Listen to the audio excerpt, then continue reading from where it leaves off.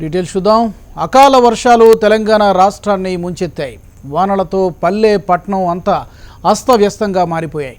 రోజంతా ఆకాశం మేఘావృతం కావడంతో పాటు విపరీతంగా పెరిగిన చలితో ప్రజలంతా వణికిపోతున్నారు. మరో 24 గంటల పాటు వర్షాలు పడతాయని హైదరాబాద్ వాతావరణ కేంద్రం ప్రకటించింది. తెలంగాణ వ్యాప్తంగా 2 రోజుల నుంచి వర్షాలు తెరిపినివ్వడం లేదు. రోజంతా వర్షం పడుతూ ఉండడంతో జనజీవనం స్తంభించిపోయింది. విదర్భ తూర్పు ప్రాంతంలో 1500 మీటర్ల ఎత్తున ఆవరించిన ఉపరితల ద్రోణితో పాటు తెలంగాణ మీదుగా కర్ణాటక వరకు మరో ఉపరితల ద్రోణి ఏర్పడటంతో రాష్ట్ర వ్యాప్తంగా విస్తారంగా వర్షాలు కురుస్తున్నాయి.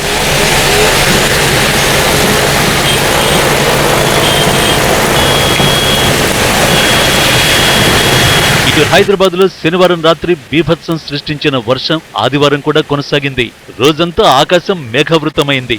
సెలవు దినమైన ప్రధాన కూడళ్లు మినహా జనసంచారం పూర్తిగా తగ్గిపోయింది.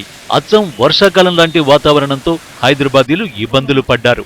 సోమవారం కూడా నగరంలో భారీ వర్షానికి అవకాశం ఉందని ప్రజలు అప్రమత్తంగా ఉండాలని వాతావరణ అధికారులు సూచిస్తున్నారు. ఇటు జయశంకర్ భూపాలపల్లి జిల్లాలో శనివారం రాత్రి నుంచి కురిసిన వర్షానికి సింగరేణి కేటీకే ఓపెన్ కాస్ట్ 1-2 గనుల్లోకి భారీగా వరద నీరు వచ్చి చేరింది. దీంతో బొగ్గు తవ్వకం పనులు నిలిచిపోయాయి. సుమారు 6000 టన్నుల బొగ్గు ఉత్పత్తికి అంతరాయం ఏర్పడింది.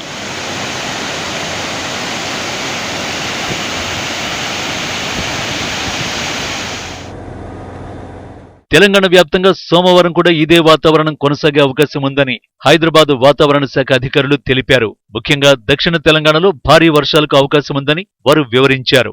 అలాగే కోస్తాంధ్రలో కూడా వర్షాలు కురుస్తాయని, రాయలసీమలోనూ తేలికపాటి నుంచి మోస్తరు వర్షాలు కురుస్తాయని వెల్లడించారు. కొన్ని చోట్ల వడగళ్ల వానలు పడతాయని తెలిపారు.